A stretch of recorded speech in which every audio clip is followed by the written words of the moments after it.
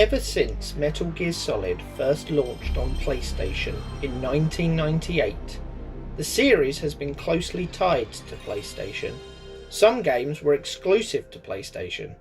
Guns of the Patriots, Acid 1 and 2, Portable Ops, the original release of Sons of Liberty. There were plenty of games that released on multiple platforms, and of course the original Metal Gear and Metal Gear 2 were made for the MSX. But generally speaking, Metal Gear has always been PlayStation, even though it was Nintendo first. 10 years prior, on the NES, Metal Gear was released in North America. Due to the MSX only being available in Japan, this was done to try and sell the game to a Western market, and it could be argued that this was the single most important decision made for Metal Gear overall. Without this release and subsequent good sales figures, there wouldn't have been the first ever sequel, Snake's Revenge, again released for a Western market on the NES. Although not overly important within the saga and not even considered canon, it was Snake's Revenge that spurred Kojima into making Metal Gear 2 for the MSX. Before this, there was never going to be a sequel.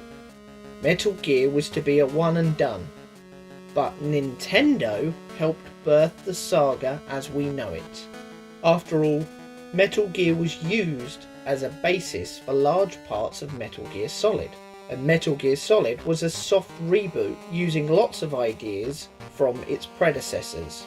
So Metal Gear Solid owes its success to Snake's Revenge, in a roundabout way, and of course to Nintendo. After this, Nintendo then got the first ever handheld game with Ghost Babel on the Game Boy Color. They also got, at the time of recording anyway, the only remake with the Twin Snakes on GameCube. Now, the general thoughts on these games may be quite different, and certainly generally negative when comparing it to the main saga, but it's interesting that Nintendo got two such big and important firsts, especially when considering that by the release of these two games, the series was already so strongly tied to PlayStation. Oddly though, that was the end of the strong link between Metal Gear and Nintendo. Sure, they got a downgraded version of Snake Eater for the 3DS that may have added crouch walking and the ability to access the menus without pausing all the time due to the second screen, but that was it. It is largely seen by the fanbase as the worst way to play Snake Eater. Also, the Switch never got a port of the Phantom Pain, even though it ran on the PS3 and Xbox 360. The nature of the mission-based structure, but also the large-scale world, lends itself to both console and handheld. So you could argue that the Switch was the perfect home for it, but we'll never know. Yes, the game released 18 months before the Switch, but The Witcher 3 was released before the Phantom Pain and still made its way to the Switch. Maybe a future version of the Master Collection would see the Phantom Pain finally make it to the Switch.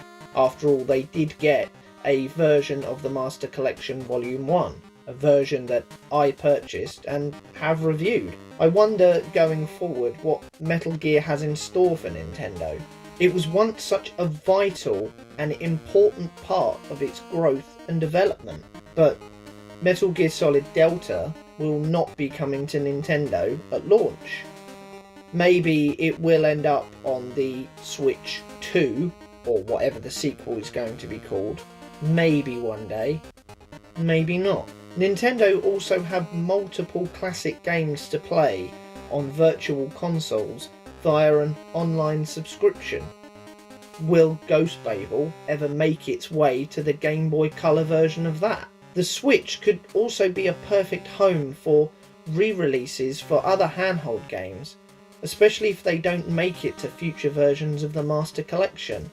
Things like Portable Ops and Acid 1 and 2.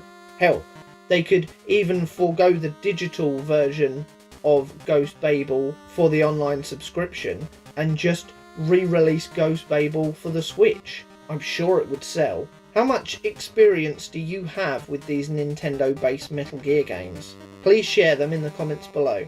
If you like this video, please give it a thumbs up and subscribe to the channel. I'm hoping to hit 1,000 by Christmas, and if not, hopefully by the end of the year. And I have an ongoing competition to win various prizes, including 6 Metal Gear based freebies. If you wish to enter, the link is in the description below. But for now, thank you for watching, and I will see you again very soon. Goodbye.